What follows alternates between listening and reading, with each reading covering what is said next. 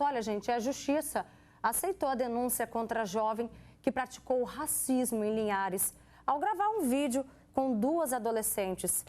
O Ministério Público do Estado, por meio da 2ª Promotoria de Justiça Criminal de Linhares, denunciou a jovem de 19 anos pelos crimes de racismo e corrupção de menores, já que o vídeo tinha afirmações preconceituosas em relação à raça e à cor de outras pessoas. A gravação foi feita ao lado de duas meninas menores de idade. O Ministério Público pede ainda que a jovem pague uma multa para reparação dos danos materiais e morais. E em relação às adolescentes, que participaram ali do vídeo, o Ministério Público propõe que, se for comprovada a prática de ato infracionário, que seja aplicada ali uma medida socioeducativa. Nós conversamos, viu, gente, com o advogado responsável pela defesa da jovem e também de uma das adolescentes, e ele informou que a defesa não vai se posicionar no momento. Nós não conseguimos localizar a defesa da outra adolescente. Agora, o que esse caso nos serve de alerta? O que a gente precisa refletir? Que a gente precisa falar sobre esse assunto, a gente precisa conversar sobre esse assunto para não permitir que os nossos filhos tenham esse olhar sobre o outro, um olhar preconceituoso, cheio de estigmas, o que é um crime. A gente precisa desconstruir qualquer tipo de preconceito. Vamos bater um papo sobre esse assunto? Eu conto com a sua participação. Senta aí no sofá da sua casa, onde você estiver, porque aqui no nosso estúdio eu recebo a psicóloga Luísa. Muito obrigada, Luísa, pela sua participação, Luísa Sena. Também recebemos aqui o advogado Dr. Marcos Vinícius. Obrigada também pela sua participação. A Nay Costa, que está sempre com a gente ali no nosso espaço gourmet, com muitas delícias. Mas a Nay, ela é mãe também de duas meninas. E eu queria que você me falasse, abrisse o coração para a gente, Nay. Qual é o seu sentimento quando você viu que esse vídeo viralizou nas redes sociais? Foi notícia de norte a sul do país. Boa tarde. Boa tarde, Beta. Boa tarde a todos em casa. É muito triste, né? Ainda mais a gente, como pais, né? Tem que ensinar, educar. E aí vem essa situação que envergonha, né? E toda vez, assim, praticamente sempre, né? Tá na rotina, tá como se fosse normal fazer isso, né? Esse preconceito, esse racismo, a gente está vendo sempre, várias vezes, né, a gente está vindo aqui falar sobre isso, sobre esse racismo. E a gente, como os pais, né, é ensinar e educar, né? É o que eu tento fazer em casa, até porque as minhas, eu tenho uma de 6 e uma de 11 anos.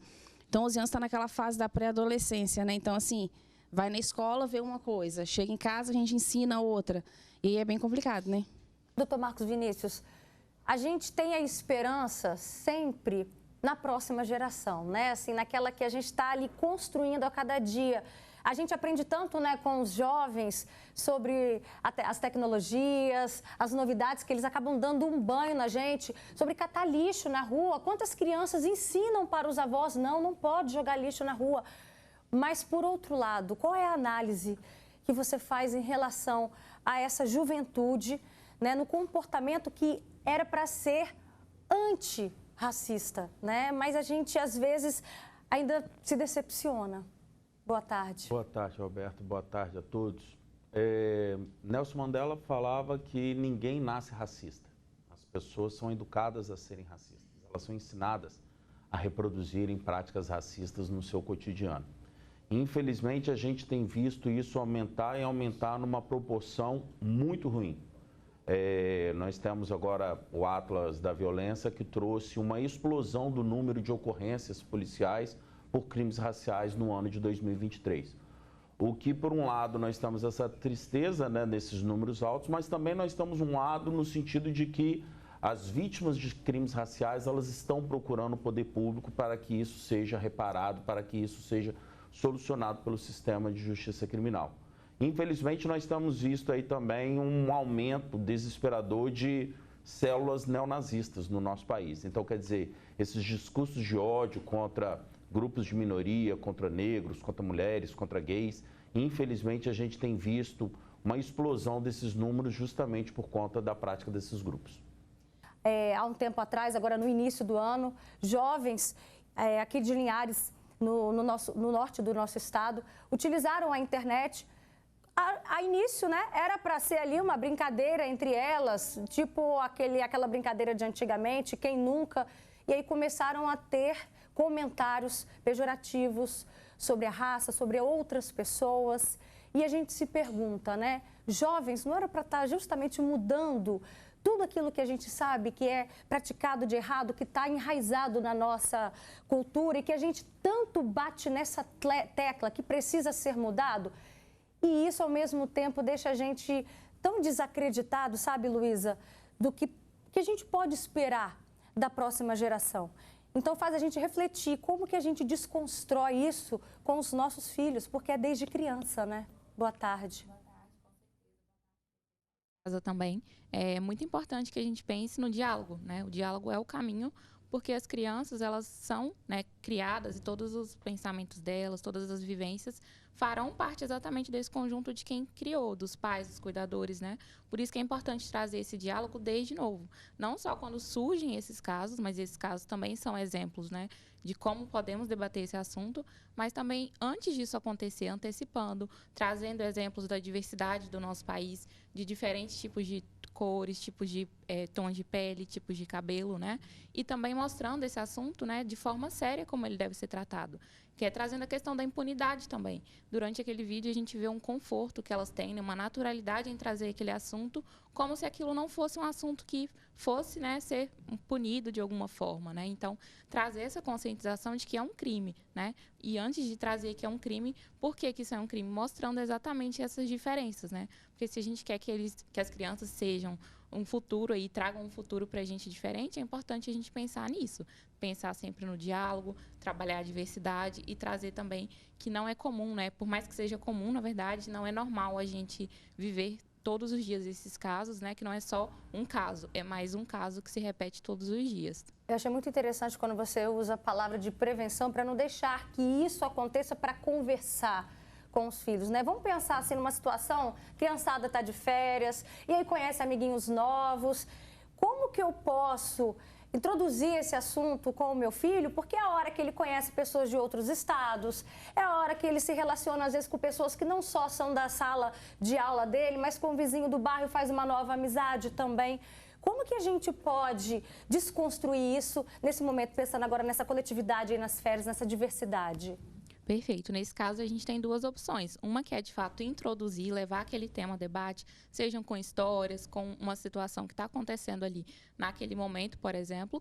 E a outra forma é utilizando algo que já está acontecendo, né? Então, muitas vezes, os cuidadores, os pais não prestam atenção nisso, deixam passar, né? Não corrigem em determinado momento em que foi feita uma brincadeira, que, na verdade, não é brincadeira, e chega nesse ponto, né? Então, é importante a gente pensar nesses dois sentidos, em introduzir, de fato, se a gente fala sobre tantas outras coisas, por que é errado falar sobre o racismo, né? Ah, mas eu vou chegar e vou falar sobre isso, por que não?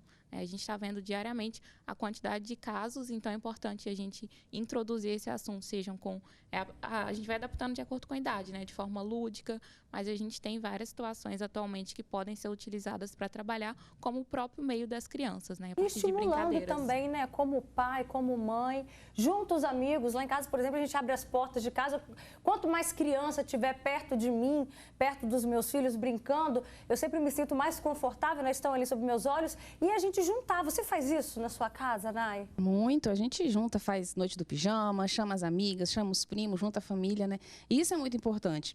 Até Você viaja muito para a Bahia, né? Muito, a gente aí chega viaja lá muito. Suas filhas, como é que são tratadas, por exemplo, com os amiguinhos de lá? Assim, como a gente sempre conversa com ela, na verdade, na viagem, a gente... Não é uma lavagem cerebral, mas a gente vai conversando com elas, que é um ambiente diferente, tem pessoas diferentes. Você está numa casa onde não é sua casa, a gente sempre conversa muito com elas. No carro, elas, tá bom, mãe, a senhora já falou. Mas é só para vocês lembrarem, a gente não está na nossa casa, se comportem, fale de maneira educada com as pessoas, agradeça. Até a forma de dar benção, eu falo isso com elas, né? Porque a gente tem um costume desde criança de dar benção, pai, benção mãe, benção avó. Façam isso, porque isso é muito legal, é gratificante a gente ver. Então, assim, é o tempo inteiro. Elas falam, você já falou, mas a gente tem que continuar falando. Porque hoje a internet está assim. Um joguinho que você joga, você vê que às vezes tem uma criança preta, tem uma criança branca. E eu estava vendo hoje, esses dias no jogo, exatamente isso. Assim, um preconceito no jogo. Isso também acontece nos jogos online? Aí, por exemplo, eu vejo lá, ela até fazendo. Ai, mãe, eu tenho que fazer um bonequinho preto, eu tenho que fazer um bonequinho branco. Porque no jogo, às vezes, se ela for negra ou se for alguma coisa assim, às vezes os outros bonequinhos não jogam.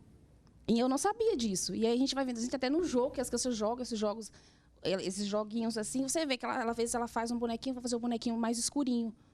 Mas por que você vai fazer mais escurinho? Ah, porque a gente consegue brincar mais. Você vai fazer um bonequinho branco. Filha, mas você não é branca, você é negra. Por que você tem que fazer um bonequinho branco? Então, assim, é muito difícil. E você vê, igual você vê essas meninas, por exemplo, elas tinham, com certeza, elas são as meninas bem de vida, são meninas, são brancas, mas são bem de vida. Elas não são meninas que não entendem internet, que estão na internet o tempo inteiro, que veem isso acontecer o tempo inteiro, que vê racismo acontecer, que vê tudo isso acontecer.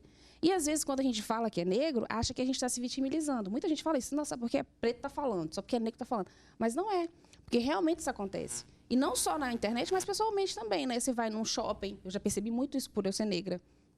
Você vai no supermercado, eu já percebi isso, aconteceu isso comigo no shopping, eu fui ser atendida, da pessoa virar as costas para não me atender e atender uma outra pessoa porque ela era branca. Mas mesmo assim eu não deixei não, eu fui comprar o produto, porque eu queria aquele produto. E aí vai ainda se citar com a forma de ironia. Até meu marido falou assim, mas por que você comprou? Sim, porque eu precisava do produto, mas você podia ter falado, você não foi tratada bem, ele virou as costas para você e foi tratar outra pessoa. Por que ele fez isso? Sentiu você diferente? Eu senti triste naquela hora, mas eu falei assim, não, eu vou levar meu produto, porque eu quero meu produto. Eu vou levar. Mas é muito triste, né? A gente sabe, por a gente ser negro, sofre muito mesmo. Doutor Marcos Vinícius, essa situação que a Nay contou agora, né, que eu confesso que eu fiquei surpresa de levarem esse comportamento que a gente precisa acabar com isso, desconstruir, né, que é o racismo, até para os jogos. Né? Então, quer dizer que o avatar que a criança cria, então, tem crianças que são excluídas de determinadas brincadeiras online, de determinados grupinhos por conta disso. Isso também pode ser considerado um crime, essa forma de racismo? Não, o racismo está impregnado no inconsciente da sociedade brasileira. Nós estamos falando de um país com pouco mais de 500 anos e que quase desses mais de 500 anos, mais de 400 anos praticamente, nós vivemos sob um regime de escravidão. Então, quer dizer, isso faz parte do imaginário, do inconsciente coletivo e é justamente isso que a gente tem que combater. Então, quer dizer, vamos pegar aí, as próprias emissoras de televisão, quantas vezes na nossa infância a gente via que a empregada doméstica, o motorista, o ladrão da novela era destinado para os atores negros. Já as mocinhas, os galãs, os mais bonitos, sempre eram destinados para os atores brancos. Isso tudo faz parte da construção do imaginário coletivo do nosso país. O que hoje a gente busca é justamente com essas pautas sendo trazidas por movimentos sociais, é justamente a gente romper essa lógica. A gente quer ver a Thaís Araújo, a gente quer ver o Lázaro Ramos como protagonistas, como pessoas que são empresários, que têm dinheiro, eleitos como pessoas bonitas. Então, quer dizer, é romper com essa lógica. E só para fazer um adendo da fala da colega aqui, falou-se muito da questão da responsabilidade dos pais. Ótimo, é muito importante falar sobre isso. Mas nós temos que também jogar foco sobre e a responsabilidade enquanto política pública. O que a administração pública tem feito sobre isso? Trazer um exemplo, Roberta. Nós temos uma lei de 2003, a Lei 11.369, que ela traz a obrigatoriedade de trazer os currículos escolares de escolas, tanto públicas quanto particulares do Brasil, sobre cultura e história afro-brasileira. 2003, nós estamos falando de mais de 20 anos. Essa lei ela é totalmente ignorada. Como que as secretarias de educação estadual, municipal, elas estão fiscalizando isso? Então, quer dizer, e repito, seja em escolas públicas ou particulares. Em escolas, por exemplo, a gente pega a nossa vivência. Como nós estudamos história e geografia? A gente estudava história da Europa, geografia da Europa e da América. O continente africano ele era totalmente ignorado e é até hoje. Então, quer dizer, se você pegar dentro das escolas públicas, a maioria dos alunos de escola pública são alunos negros, são alunos que não têm condições econômicas de pagar uma escola particular. E eles pouco sabem sobre a sua história. Então, quer dizer, é uma lei que ela é totalmente ignorada. E aí eu pergunto, o Ministério Público está fiscalizando isso? As promotorias de justiça com atribuição na educação, elas estão cobrando das prefeituras, do governo do Estado nas escolas públicas do Estado do Espírito Santo, nas escolas particulares? Cadê a obrigatoriedade disso? Por quê? Porque nós temos que trazer isso para o debate, inclusive dentro da sala de aula. Nós temos que falar isso em casa, enquanto pais, temos, mas as escolas, isso é política pública, isso é marco civilizatório. Nós não podemos achar que racismo é opinião. Ah, é minha opinião, eu acho. Isso não é opinião. Isso é marco civilizatório no nosso país. E nós temos que avançar nisso. E, infelizmente, nós não temos avançado. Infelizmente, o que nós temos visto é um assunto que está estagnado. Então, quer dizer, porque muitas das vezes nem mesmo isso é tratado como prioridade em políticas públicas. E a gente não pode aceitar isso, não dá pra gente assistir isso Não calado, não dá. E olha, é só na internet não, tá? Que o racismo precisa ser combatido.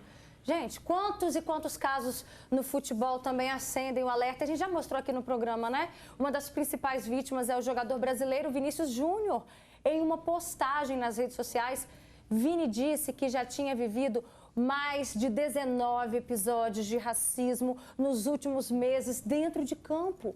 Um desses casos foi um jogo contra o Sevilha. Na postagem, olha só o que o Vini disse, abre aspas. Infelizmente, tive acesso a um vídeo com outro ato racista na partida deste sábado. Dessa vez, gente, praticado por uma criança. Lamento muito que não haja ninguém para educá-la. Eu invisto muito na educação no Brasil para formar cidadãos com atitudes diferentes dessas. E quando o caso de racismo, gente, acontece também com uma criança, muitas vezes elas não entendem, né, o que está acontecendo ali naquela situação. Você imagina um pai, uma mãe vendo isso acontecer com seu filho. Lembra do caso da atriz da Giovanna Eubank, a mãe da Titi, do Bless? Passou por isso em Portugal. A gente trouxe esse caso aqui para o Fala Espírito Santo, isso aconteceu em 2022. Ela estava com os filhos em um restaurante na praia, quando uma mulher, aos gritos, disse...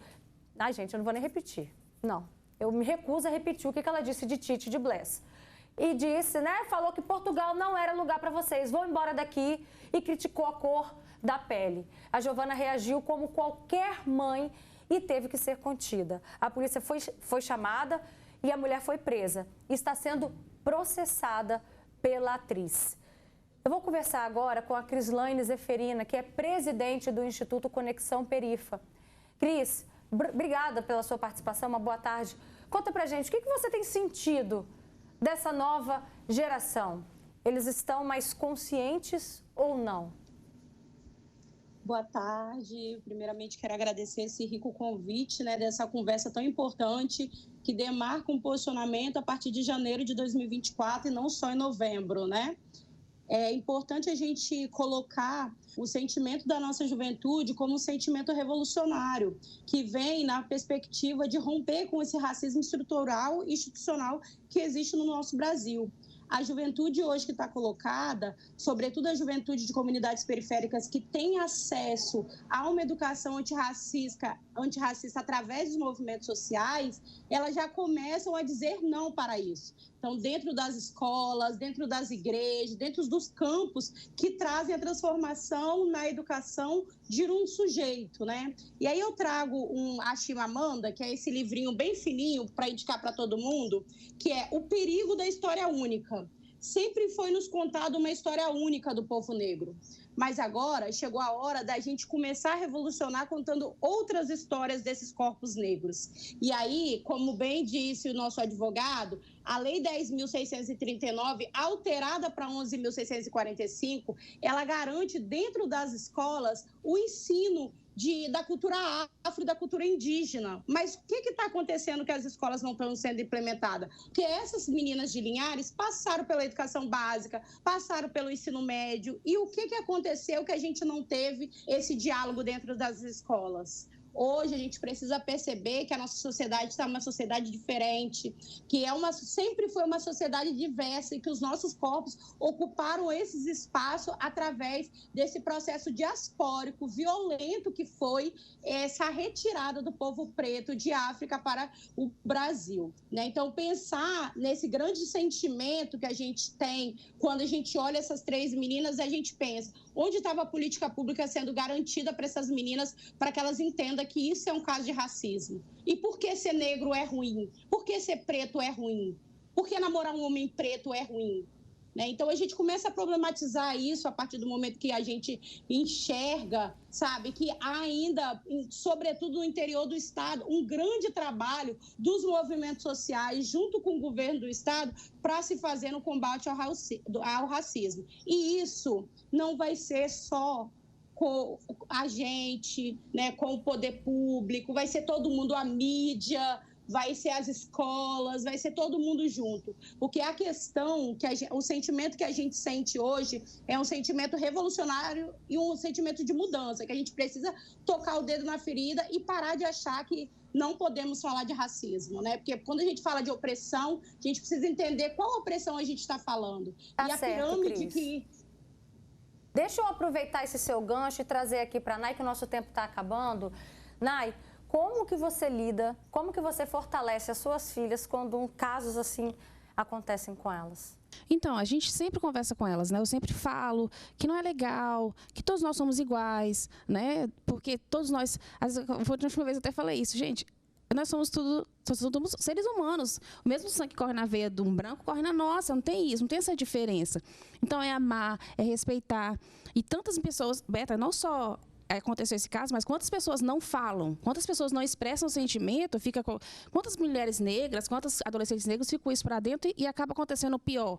Entendeu? E é isso que ela falou também, que ele falou, as escolas, o poder público poder ajudar também. Falar sobre isso, né? Falar sobre a consciência.